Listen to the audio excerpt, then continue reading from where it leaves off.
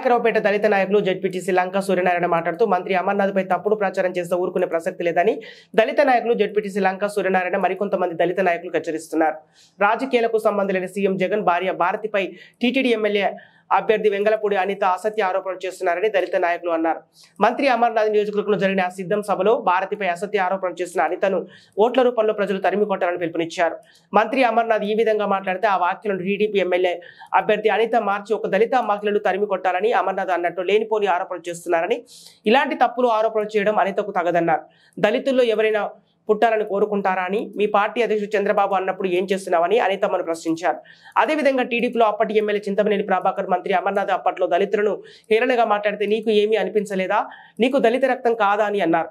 ఈ కార్యక్రమంలో దళిత నాయకులు వేమగిరి లక్ష్మణ్ తదితరులు పాల్గొన్నారు.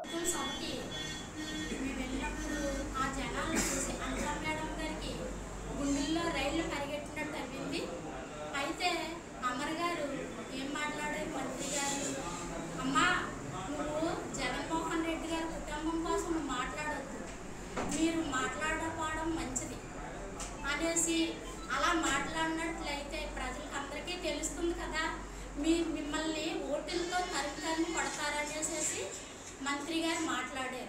అది మీరు వేరే అర్థంగా చేసుకొని మీరు మాట్లాడడం అది మంచిది కాదు. ఒకసారి మాట్లాడింది మీరు మళ్ళా వినండి. అయితే మీరు దళితులు అనేసి అంటున్నారు కదా, దళితులకి ఏ రోజునైనా మీరు ఏమన్నా మంచి పని చేసి పెట్టారా? గత 5 సంవత్సరాల్లో ఎమ్మెల్యేగా మీరు చేసినప్పుడు దళితులందరినీ ఎవరినైనా పక్కన మీరు చేర్చుకున్నారా? దళితులు అంటే ఆ ఒక నామోసి అన్న ఫీలింగ్స్ తెచ్చి మీరు ఉద్యమాలు లేకపోట్టాలని మీరు అంటున్నారు, కానీ అదేమీ కాదు. మేడం, మిమ్మల్ని ఒక మాట అడుగుతున్నానండి, మీరు తెలుగుదేశం హయాంలోనూ ఏం చేశారండి? అయితే మేము ఇప్పుడు చేయటానికి ఏముందని వస్తున్నారు మీరు? మేము అందరము మిమ్మల్ని సురపా కాంప్లెక్స్ కడితే ఆడవాళ్ళకి వెళ్ళటానికి కొంచెం ఇబ్బంది అవుతుంది, గోడ కట్టించండి అని అడిగారు. మీరు కట్టించారండి? గోడ కాదు కదా, దానికి కనీసం గుడ్డన్నా కట్టమని అడిగారు. అది కూడా చేయలేనప్పుడు నువ్వు ప్రజల్ని ఏం బాగు చేస్తారని మళ్ళీ పోటీకి వస్తున్నావు.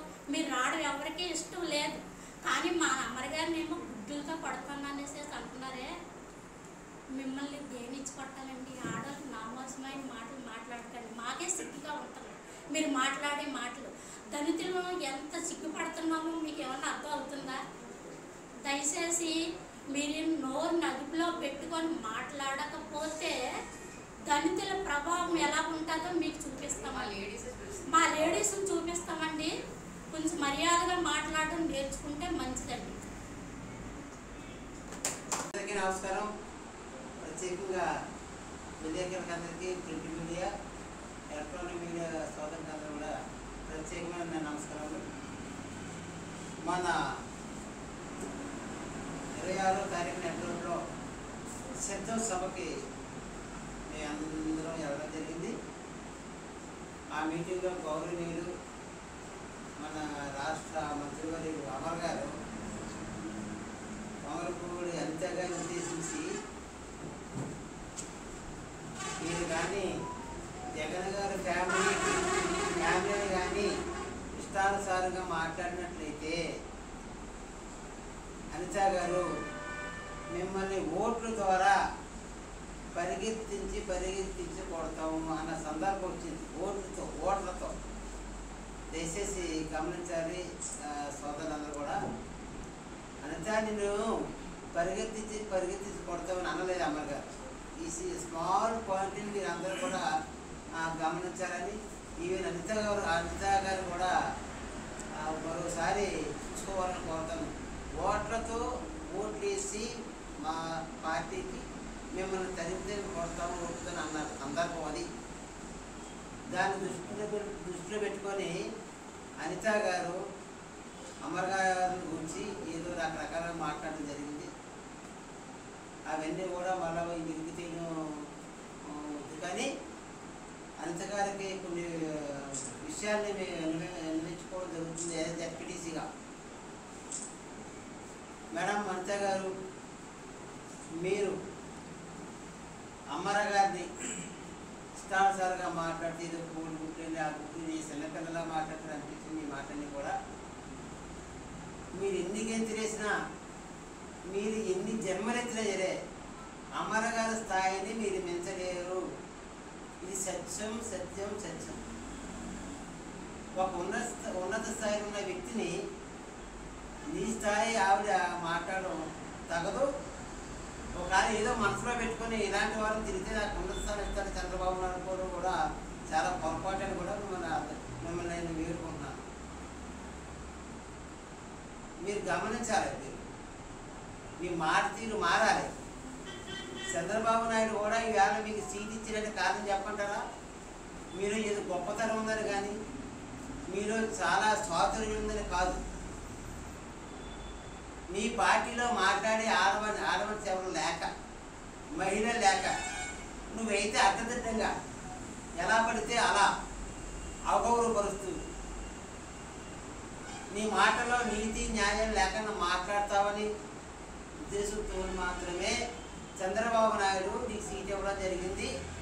నిన్ను రాష్ట్ర అధ్యక్షురాలుగా పెట్టుకోవడం జరిగింది. అది వాస్తవం. నువ్వు తెలివైన దాని కాదు. You create problems. You can create problems with other parties or in your party. ఏ పార్టీలోనైనా ప్రాబ్లమ్స్ సృష్టించగలవు, దాని పరిష్కారం చూపగానే సృష్టించగలవు. అనిత గారు మిమ్మల్ని ఒక క్వశ్చన్ అడుగుతున్నాను. చంద్రబాబు నాయుడు కానీ రాష్ట్రంలో ఒక్క చెప్పుకోదగ్గ అభివృద్ధి పని ఏమైనా ఉందా? ఒక్కటి. అండ్ సెకండ్ థింగ్ ఈజ్, ఈ నియోజకవర్గంలో నువ్వు చెప్పుకోదగ్గది ఏమైనా ఉందా?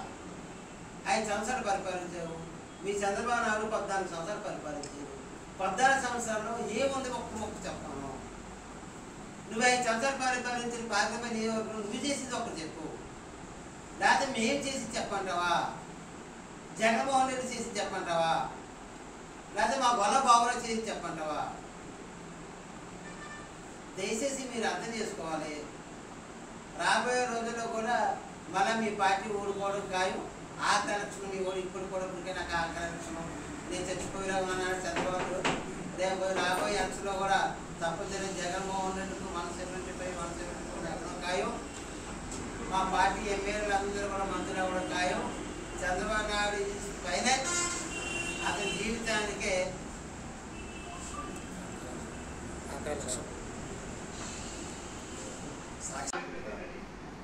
మొన్న జరిగినటువంటి సిద్ధం సభలో మా గుడివాడ అమర్నాథ్ గారు మాట్లాడిన మాటల్ని వక్రీకరించి వంగలపూడి అనిత గారు మాట్లాడిన మాటలు మాకు చాలా బాధాకరంగా అనిపించాయి.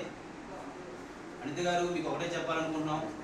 మీరు గతంలో ఎమ్మెల్యేగా చేశారు, మీ అధినాయకులు కూడా ముఖ్యమంత్రిగా చేశారు. మీరు చేసిన స్థాయి ఏంటో, మీ అభివృద్ధి పనులు ఏంటో ఇక్కడ ప్రజలందరికీ తెలుసు, రాష్ట్రంలో ఉన్న ప్రజలందరికీ తెలుసు. మీరు గుడివాడ అమర్నాథ్ గారిని అనే స్థాయి కాదు. మీ స్థాయి ఏంటో ఇక్కడున్న ప్రజలకు తెలుసు, రాష్ట్ర ప్రజలకు కూడా తెలుసు.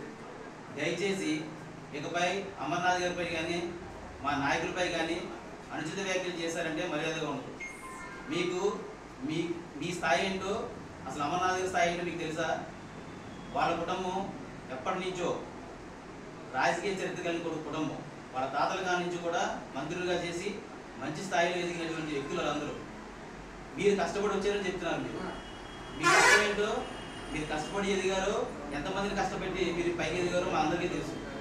అనిత గారు, మీరు నోరు అదుపులో పెట్టుకొని మాట్లాడకపోతే రాబోయే కాలంలో ప్రజలు కంపల్సరీగా మీ అందరికీ బుద్ధి చెప్పే స్థాయి కంపల్సరీ వస్తుంది. మీరు గుడ్లిచ్చి కొడతారు, ఏదైనా గుడ్డు మంత్రి అని అనడం ఇది కరెక్ట్ కాదు. అమర్నాథ్ గారు మీరు గుడ్డు మంత్రి అనే ముందు మిమ్మల్ని ఏమన్నారండి? మీరు ఏ అభివృద్ధి చేశారు?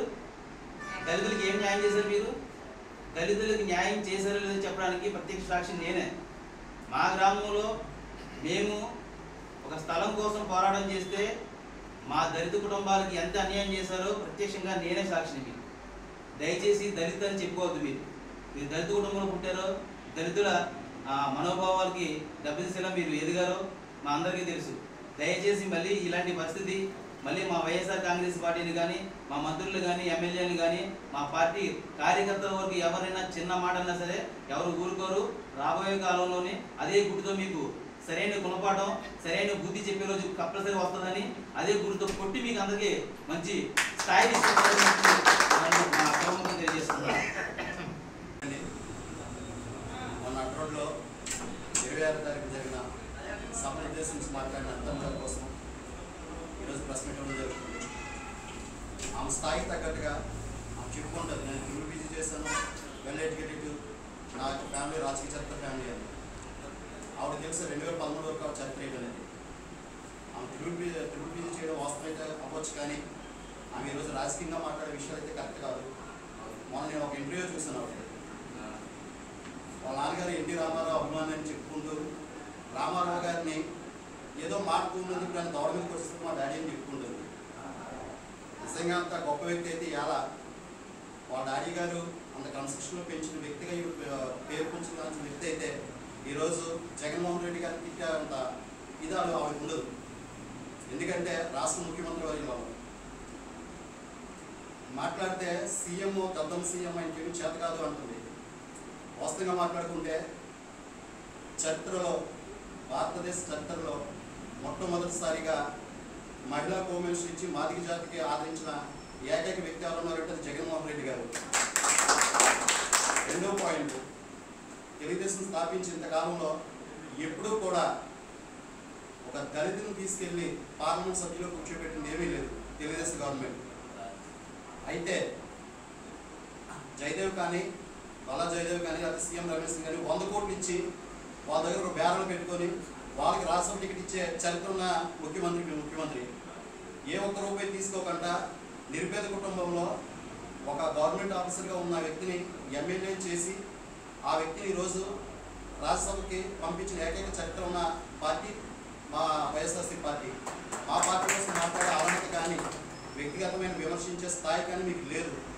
ఇకపోతే క్లియర్గా చెప్తున్నాం, 2014 నుంచి 2019 వరకు నువ్వు ఎన్ని గొప్ప కార్యక్రమాలు చేసావో నీ అజ్ఞానానికి వదిలేస్తామని. నీకు తెలుసు ఏం చేసావో, ఏ రకంగా బయటకు వచ్చావో, ఏ రకంగా తిరిగావో, తిరిగి ఏ రకంగా నేను వరకు సస్పెన్షన్ పెట్టుకొని కొంతమంది వ్యక్తులతో పెట్టుకొని ఈరోజు నీకు ఏదైనా లక్షణం లేక మళ్ళీ ఆ సస్పెండ్ ఎత్తేస్తున్నాము, వాళ్ళతో మేము కలిపి ముందుకెళ్తాము అనే నినాదం మేము ఎంతవరకు తీసుకొస్తుంది మీకు తెలుసు కూడా. మన అమర్నాథ్ గారు మాట్లాడిన విషయాన్ని మీరు ట్రిపుల్ పీజీ చేశారు, మంచి వెల్లడిగడు కాబట్టి ఒకసారి 1-10 సార్లు ఆ సీసీ ఫుటేజ్ని కానీ, లేకపోతే వీడియో క్లిప్పింగ్స్ కానీ, లేకపోతే మీకున్న పత్రికా విలేకరులు ఎవరైతే మీతో స్నేహపూర్వకంగా ఉన్నారో వాళ్ళ దగ్గర నుంచి తీసుకుని ఒకసారి జాగ్రత్తగా చూసి పరిశీలించి అటువంటి ఉన్నతమైన వ్యక్తుల కోసం మాట్లాడితే మంచిదని మేము భావిస్తున్నాం. ఆయన అన్నది ఒక మాట అన్నారు, మీరు ఆ ఫ్యామిలీని విమర్శించే స్థాయి కాదు కాబట్టి మీరు తగ్గి మీరు ఉన్నట్లయితే మంచిది, లేని వల్ల ఏ అయితే ఉన్నాయో ఓట్ల రూపంలో జనం తగ్గు కొడతారని చెప్పారు. ఆయన అనేది ఓట్ బ్యాంక్ కోసం మాట్లాడితే దళితులు కొడతారని మీరు క్రియేట్ చేశారు. మీ యొక్క తెలుగుదేశం పార్టీ సిద్ధాంతం ఎప్పుడు ఏమిటంటే దళితులు విమర్శిస్తున్నారంటే మీరే విమర్శిస్తారు, మీరే పైకి లేపుతారు, మీరే రెచ్చగొట్టేదానికి మీరే వెళ్తారు. ఇది క్షేత్రస్థాయిలో మీ దగ్గర జరుగుతున్న పరిణామాలు. దయచేసి ఎక్కడి నుంచైనా సరే మీ యొక్క ఆలోచన విధానం మార్చుకొని మీరు ఎలక్షన్ మేము సిద్ధంగా ఉన్నాం. మీరు సిద్ధంగా ఉంటే గ్రామ స్థాయి నుంచి మండల స్థాయి నుంచి నియోజక స్థాయి పర్యటించి మీరు గెలుపొంది వచ్చి ఆ రోజు మాట్లాడండి. మీకు ఓటమి భయం అనేది కంపల్సరీగా ఉంది. ఆ భయంతోనే నిన్నటి సీట్ వస్తుందా రాదని ఒక టెన్షన్లో ఉన్నారు. సీట్ వచ్చిన ఆనందంలో ఏం మాట్లాడాలో తెలక అమర్నాథ్ గారి మీద నేను కొన్ని మాటలు మాట్లాడుతున్నారు. గెలిపోయిన తర్వాత మాట్లాడుకుందామని